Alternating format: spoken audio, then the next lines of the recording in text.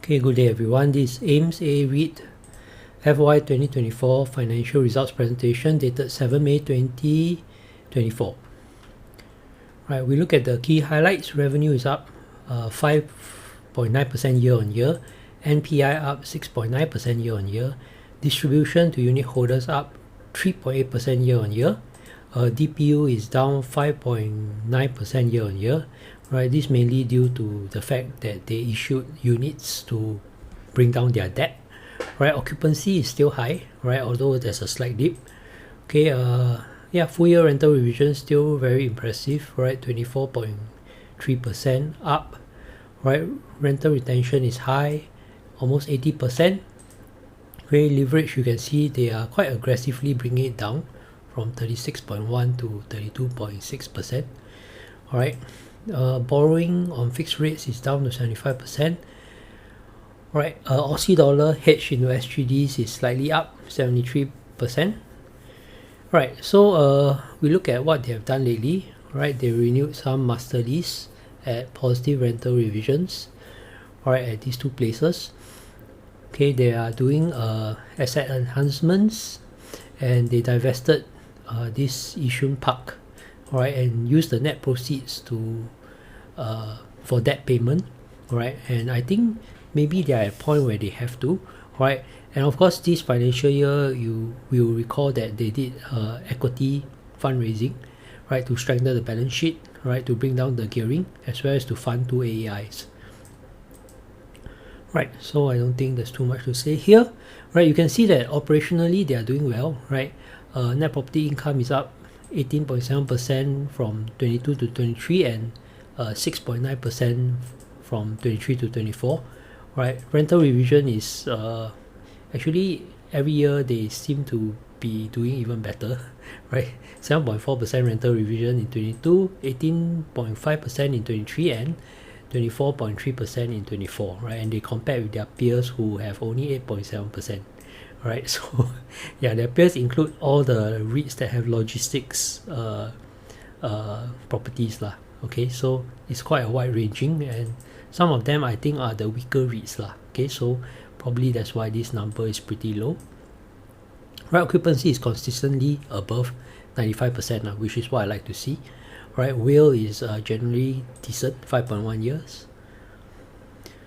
Right, financial performance, we already talked about it. Everything is good except for the fact that there's dilution. Alright, this is mainly due to the issue of units to pay down the debt and do the AEIs. Right, and that's the reason why DPU is down 5.9%. Okay, personally I think it's a prudent thing to do. Later on we'll see why they need to do this. Right, so in terms of balance sheet, the assets is more or less stable, right? Liabilities have gone down, alright, you can see this, right? So yeah, NAV has gone down as well.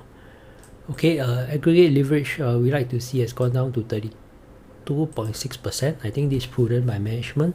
Okay, funding costs, however, this is not good. It has gone up to 4.1%, right, from 3.4%, but this is to be expected. Right, adjusted interest coverage ratio is 2.4. Right, you can see it's much lower than their interest coverage ratio. Right, this suggests there's quite a significant amount of perpetual securities, as we'll see later on. Okay, so they have no refinancing requirements until third quarter FY 2025. Right, so yeah, not too much in the near future. Right, I think the funding requirements, refinancing issues, however, may become an issue in FY 2027. Right, so I won't really go through this stuff. Right, we already know that in terms of running the properties, I think they are doing a good job. Rental revisions has been good as well.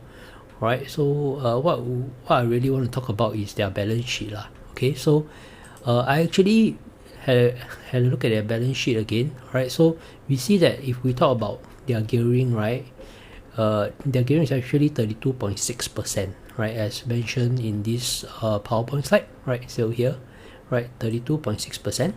Right, and this 32.6% is based off the total borrowings of $687.4 million, right? So this is the total borrowings of the group as of 31st March 2024. Right, so since the borrowing is this amount and the gearing is 32.6, right, the gearing is calculated by total borrowings divided by total assets. Alright, so therefore, if we want to calculate the gearing with perps, alright, actually I have to thank Vince from retirement for teaching me how to do this. Alright, so he told me that most of the time he thinks that they use this formula of borrowings, total borrowings plus perps divided by total borrowings times the gearing ratio. Because remember that gearing is actually total borrowings divided by total assets. I think the key issue I used to have with calculating gearing is that I always had issues trying to figure out what the total assets are. Right, so at least now I'm pretty sure that total borrowings is the correct correct number to put in here based off this one. Right, also in the past PowerPoint slide you can see that they say the aggregate leverage computed using as total borrowing, right, as a percentage of total assets. Right, my issue is always being able to identify total assets. Right, so this time what I did was I followed Vince's suggestion that I just take total borrowings plus perps divided by total borrowings then times gearing. So remember, gearing is total borrowing times divided by total assets. So what happens is the total borrowings, the numerator here cancels with the denominator here, and what we end up getting is total borrowings plus perps divided by total assets, which would be what the gearing would be assuming all the perpetual securities became interest-bearing borrowings. That means if all these borrowings here go here, alright, then this will be the actual gearing of this REIT, which is 50.3%, which if you think about it is a problem, because if you look at their adjusted interest coverage ratio is 2.4%, 2.4 times, right? And if you look at MAS regulation, right, MAS regulation requires them to have at least 2.5 times before they can get up to 50%. Alright, so actually, so adjusted interest coverage ratio, including perps, of 2.5x before they are allowed to get up to 50%. That means to say that if these perps, they want to convert to interest-bearing borrowings, right, it is an issue because they will cross the 45% threshold, given that their adjusted interest coverage ratio is less than 2.5, right? So they cannot hit 50. Their maximum limit for gearing is 45%, right? So I believe this is why the REIT is very aggressively trying to pay down their debt, which I believe is the prudent thing to do. At this point, I do not believe that it is a big issue for the REIT, right? Given that its performance is decent, right? It's not like there's any concerns that their property price should drop significantly, which would raise their gearing without increasing the borrowing, right? And for their perpetual securities, I believe that there are two batches, right? So the first batch is here, which is the next call date is 14 August 25, right? Actually, this one, if they convert to bank borrowing, right, it's not a problem, because I believe that I did a calculation, and what will happen to their gearing is it will only increase to something like 38%, right? So these perpetual securities that they can actually redeem, alright, and convert to bank borrowings, and they might actually save money given that the cost of borrowing is actually quite high, right? The second one, however, is an issue, right? This one 250 million, right? If they convert this, I think they'll hit 50%, which is a problem. Alright, so but this one you only have to worry about it in 1st September 26 lah. And I also believe that if they really want to, they can just let the call date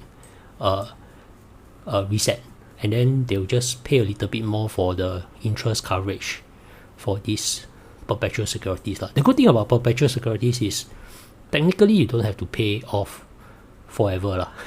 Right, so it's just a loan that you don't have to worry about paying off, because it goes on forever lah. It's just that when it resets, right, what is the interest rates that you are paying then lah? You may just pay more.